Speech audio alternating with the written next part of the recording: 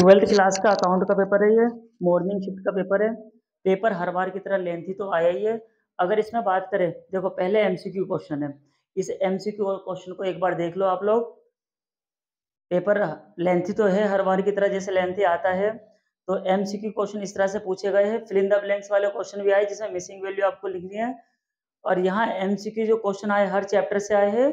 और टोटल जो MCQ question है वो देखे जाए तो 20 तक है। अब इसके बाद 21 से जो क्वेश्चन है यहाँ मैं पढ़ रहा हूँ। देखो 21 क्वेश्चन में कह रहा from the following information calculate value of goodwill 2 year purchase average profit. आप लोगों को एवरेज प्रॉफिट मेथड से गुडविल निकालनी है। और गुडविल का फॉर्मूला तो मालूम है, गुडविल बराबर average profit into number of year purchase. तो क्वेश्चन नंबर 21 में आपको गुडविल निकालनी थी। क्वेश्चन नंबर 22 में आपसे क्या बोला, पास जर्नल एंट्री पी एडमिशन। यहाँ आप लोगों को सिर्फ एडमिशन की जर्नल एंट्री करनी थी। ठीक है भाई। अब इसके बाद तुम्हें इसके अंदर देखा जाए तो रिवैल्यूएशन वाली जर्नल एंट्री होती। फिर अगला जो क्वेश्चन है, अगले क्वेश्चन में RST partner sharing profit ratio हो गया, टी रिटायर हो गया।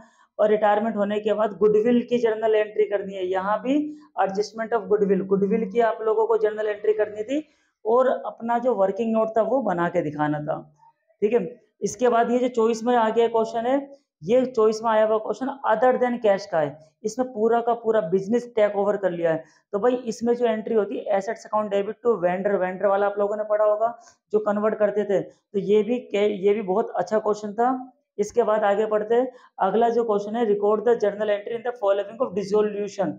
डिसोल्यूशन के टाइम में आपको रियलाइजेशन की एंट्री करनी है। तो यहाँ जो तीनों है ये रियलाइजेशन वाली एंट्री करनी है। अगला जो क्वेश्चन है आपसे कह रहा है, क्वेश्चन नंबर जो भी है इसमें कह रहा है present share capital balance sheet.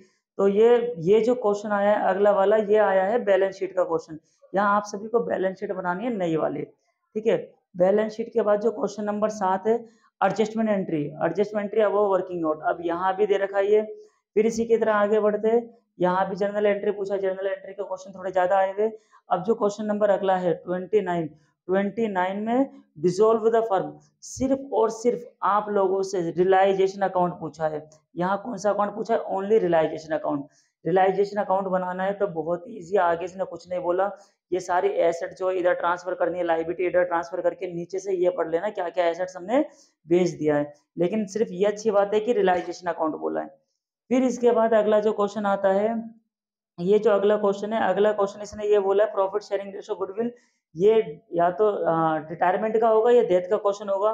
तो इसको अच्छे से एक बार पढ़ लेना। पार्टनरशिप डीड दे रखी है तो डिजीज पार्टनर, तो ये डेथ का क्वेश्चन आया ये वाला जो है।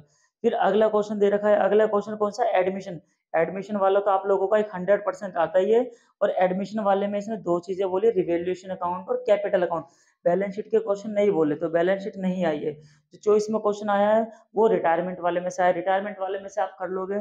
फिर क्वेश्चन नंबर जो 34 है वो आया है शेयर कैपिटल वाले चैप्टर से, ये जहां आपको जर्नल एंट्री करनी है। ठीक है।